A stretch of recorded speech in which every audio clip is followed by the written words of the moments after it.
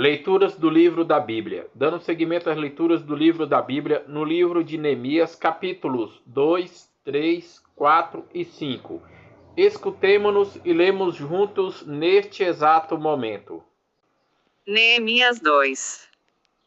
Neemias em Jerusalém. No 20º ano do rei Artaxerxes, no mês de Nisan, estando o vinho diante de mim, tomei-o e o ofereci ao rei. Ora, jamais em outra ocasião, eu estivera triste em sua presença. Disse-me o rei: por que tens a face sombria? Não estás doente. Tens, no entanto, algum dissabor. Muito conturbado respondi ao rei: viva o rei para sempre. Como não haveria eu de estar pesaroso, desde que a cidade onde se encontram os túmulos de meus pais está devastada e suas portas consumidas pelo fogo? Disse-me o rei: que tens a me pedir?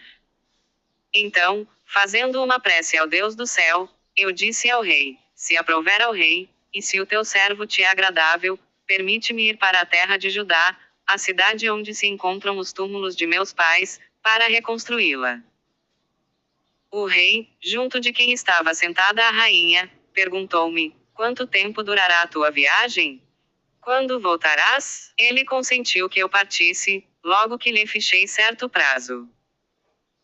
Prossegui: se o rei achar bom, que me deem missivas para os governadores de além do rio, a fim de que me deixem passar para Judá. E uma outra carta para Asaf, o intendente da floresta real, para que ele me forneça a madeira para a viga das portas da fortaleza vizinha ao templo, para as muralhas da cidade e para a casa em que eu habitar. O rei concordou com o meu pedido, porque a mão favorável de meu Deus estava comigo. Fui ter com os governadores de além do rio e entreguei-lhes as cartas do rei. Mas, quando Sanabalate, o Horonita, e Tobias, o servo amonita, foram informados disso, ficaram grandemente despeitados por ter chegado um homem que procurava o bem dos filhos de Israel. A inspeção dos muros de Jerusalém. Cheguei a Jerusalém e, depois de ter passado ali 3 dias, levantei-me durante a noite acompanhado de um pequeno grupo de homens, sem dizer a ninguém o que o meu Deus me inspirara a fazer por Jerusalém. Não tinha comigo outro animal, senão aquele em que montava. Saí à noite pela porta do vale, e dirigi-me à fonte do dragão e à porta da esterqueira. Prossegui rumo à porta da fonte e à piscina do rei. Subi então à noite ao barranco, examinei a muralha, retomei em seguida o mesmo caminho e entrei pela porta do vale. Os magistrados ignoravam onde eu tinha ido e o que queria fazer. Até aquele momento, eu nada havia deixado transparecer, nem aos judeus, nem aos sacerdotes, nem aos homens importantes, nem aos magistrados, nem às demais pessoas do povo que se ocupavam dos trabalhos. Disse-lhes então: vede a miséria em que estamos. Contei-lhes em seguida como a mão de meu Deus me favorecera e narrei-lhes tudo o que dissera o rei. Gritaram todos: vamos! Reconstruamos! E com coragem puseram-se a trabalhar nessa boa obra.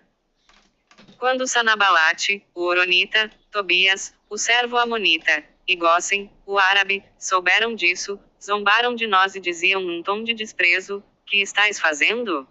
Quereis revoltar-vos contra o rei? Respondi-lhes: o próprio Deus do céu é quem nos fará triunfar. Nós somos seus servos, e vamos reconstruir. Quanto a vós, não tendes parte, nem direito, nem lembrança em Jerusalém. Neemias 3. A distribuição do trabalho. O sumo sacerdote Eliasibe e seus irmãos, sacerdotes, puseram-se a trabalhar para reconstruir a porta das ovelhas. Ao lado deles construíam os homens de Jericó. Os filhos de Asna construíram a porta dos peixes. Ao lado deles trabalhavam nas reparações Marimute, filho de Urias, filho de Acus, depois Mosolão, filho de Baraquias, filho de Mesezebel. Ao lado destes trabalhavam os tecuitas. Joiada, filho de Fazéa, e Mosolão, filho de Bezodias, repararam a porta antiga.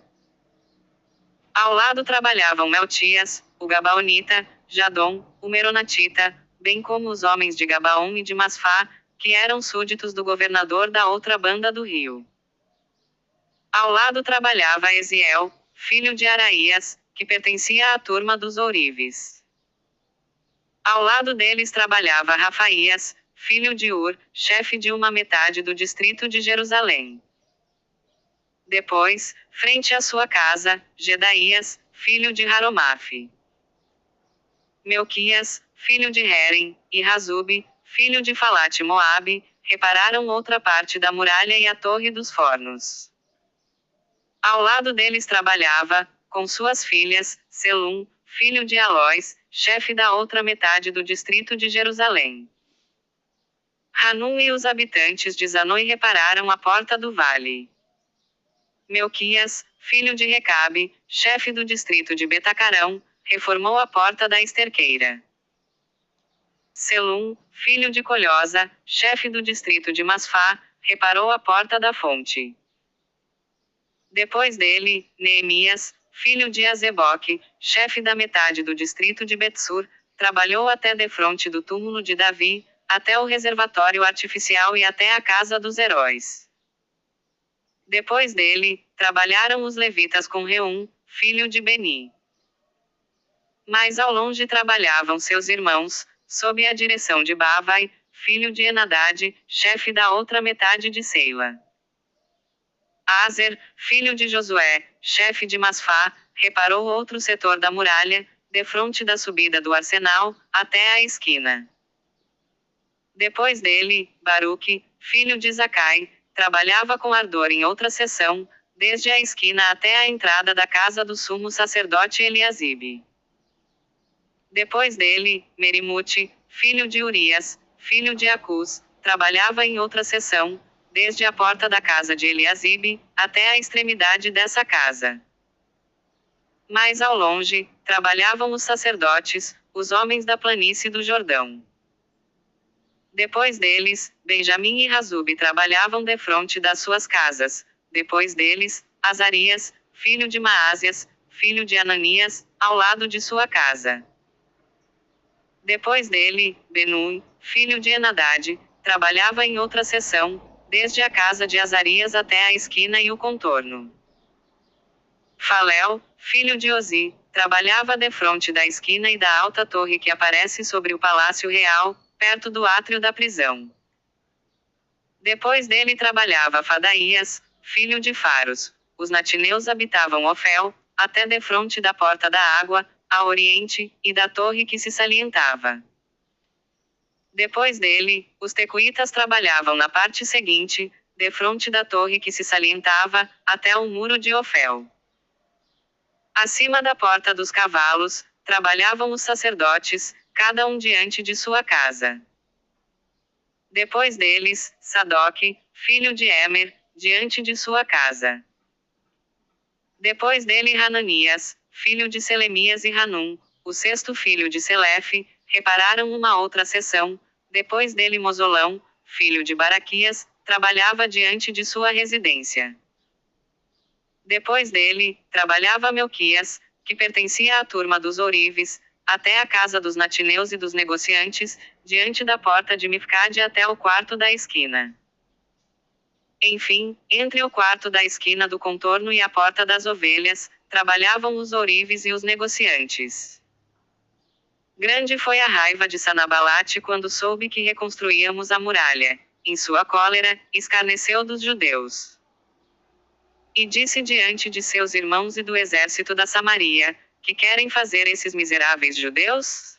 Porventura permitiremos que o façam? Querem eles oferecer sacrifícios? Chegarão ao cabo de sua empresa? Tirarão por acaso pedras destes montes de areia calcinada? E Tobias, que estava ao seu lado, ajuntou: deixem-nos reconstruir. Virá uma raposa e fará cair a sua muralha de pedra. Ouvi, ó nosso Deus, como nos desprezam. Fazei recair sobre suas cabeças todos os seus insultos, fazei deles a presa de outros numa terra de exílio. Não perdoeis sua iniquidade, e que seu pecado jamais seja esquecido diante de vossa face, tão grande é o escândalo que fizeram diante dos construtores. Reconstruímos o muro, reparamo-lo inteiramente até a metade de sua altura, tanto era o ânimo do povo para trabalhar. Neemias 4. Oposição à reconstrução. Quando Sanabalate, Tobias, os árabes, os amonitas e os azoteus souberam que prosseguíamos na reparação das muralhas de Jerusalém e que as fendas começavam a desaparecer, ficaram enraivecidos. Coligaram-se todos para vir atacar Jerusalém e semear ali a confusão. Fizemos oração ao nosso Deus, e estabelecemos uma guarda de dia e de noite, para nos proteger contra eles. Já o povo de Judá dizia: os transportadores estão quase sem forças, e há ainda grande quantidade de escombros, jamais conseguiremos reconstruir a muralha. E nossos inimigos diziam: atacá-los-emos sem que saibam e antes que vejam algo. Os judeus que habitavam nas vizinhanças vieram até 10 vezes advertir-nos acerca dos lugares de onde possivelmente nossos inimigos viriam atacar-nos. Coloquei, pois, como anteparo, por detrás das muralhas, nos pontos descobertos, o povo dividido em famílias, com as suas espadas, lanças e arcos. Tendo terminado a inspeção, achei que era de meu dever exortar os homens importantes, os magistrados e o restante do povo: não tenhais medo deles. Disse-lhes eu: lembrai-vos de que o Senhor é grande e temível. Quando nossos inimigos souberam que estávamos alertados, compreenderam que Deus lhes aniquilava o projeto. Nós, pois, retornamos todos à muralha, cada um ao seu trabalho. Mas, depois daquele dia, a metade dos que estavam comigo trabalhava, enquanto a outra metade estava armada de lanças, escudos, arcos e couraças. Entre os que estavam ocupados na muralha, os transportadores trabalhavam com uma das mãos e, na outra, traziam uma arma. Os pedreiros tinham cada um sua espada na cinta ao redor dos rins. E eu disse aos homens importantes, aos magistrados e ao resto do povo: o trabalho é considerável e se estende por um vasto espaço. Quando, pois, tocar a trombeta, de qualquer canto em que vós a escuteis, reúne-vos a nós, nosso Deus combaterá por nós. Estávamos assim trabalhando, a metade com a lança na mão, desde o despontar da aurora até a aparição das estrelas. Ao mesmo tempo, eu disse ao povo: cada um, com seu ajudante, passe a noite em Jerusalém, para nos auxiliar a montar a guarda durante a noite e a trabalhar durante o dia. Quanto a mim, a meus irmãos, a minha gente, e aos guardas de minha escolta, nem mesmo trocávamos nossas vestes. Neemias 5. A solução das injustiças sociais. Entretanto, os homens do povo e suas mulheres fizeram ouvir lamentações muito fortes contra os judeus, seus irmãos. Havia alguns que diziam: nós, nossos filhos e filhas, somos numerosos. Havia outros que diziam: somos obrigados a empenhar nossas terras, nossas vinhas e nossas casas para termos trigo durante a fome. Outros ainda: tivemos de tomar dinheiro emprestado para pagar o tributo ao rei, empenhando nossas vinhas e nossos campos. E, no entanto, somos da mesma raça que nossos irmãos. Estes lamentos e reclamações irritaram-me profundamente. Depois de ter refletido, censurei as pessoas importantes e os magistrados. Porque, lhes disse eu, cobrais usuras de vossos irmãos? Convoquei então por causa deles uma grande assembleia. E disse-lhes: nossos irmãos judeus, que tinham sido vendidos às nações, nós os resgatamos segundo nossa posse, e vós vendeis vossos irmãos? É a nós que eles seriam vendidos. Calaram-se, não encontrando o que responder. Eu continuei: o que estáis fazendo não é correto. Não devíeis caminhar no temor de nosso Deus, para evitar o insulto das nações que são nossas inimigas? Eu mesmo, com meus irmãos e servos, nós emprestamos prata e trigo, pois bem. Abandonemos o que nos devem. Devolvei-lhes desde já seus campos, suas vinhas, suas oliveiras e suas casas, bem como a porcentagem de prata, de trigo, de vinho e de azeite que exigistes deles como juros. Responderam eles: devolveremos tudo, e nada mais lhes pediremos. E sacudi o pó de meu manto, dizendo: que Deus assim sacuda de sua casa e de seus bens todo aquele que não cumprir com a sua palavra. O exemplo de Neemias. Depois do dia em que o rei me estabeleceu como governador da região de Judá, isto é, depois do 20º até o 32º ano do reinado do rei Artaxerxes, durante 12 anos, nem eu nem meus irmãos comemos o pão do governador. Os antigos governadores, meus predecessores, cobrando o pão e o vinho à razão de 40 ciclos por dia, tinham sido uma carga para o povo, que também sofria as exações de seus servos, mas, quanto a mim, o temor de Deus preservou-me de proceder assim. Eu mesmo colaborei no trabalho de reparação das muralhas. Não compramos campo algum, e meus servos puseram-se todos a trabalhar. Tinha eu ao meu encargo a alimentação de 150 homens, judeus e magistrados, além dos que nos vinham procurar das regiões vizinhas. Preparávamos cada dia um boi, 6 carneiros escolhidos e aves, tudo à minha custa. Lembrai-vos, ó meu Deus, de tudo o que eu fiz por este povo, e recompensai-me. Amanhã, dando seguimento às leituras da Bíblia no livro de Neemias, capítulos 6, 7, 8 e 9. Paz e bênçãos a todos.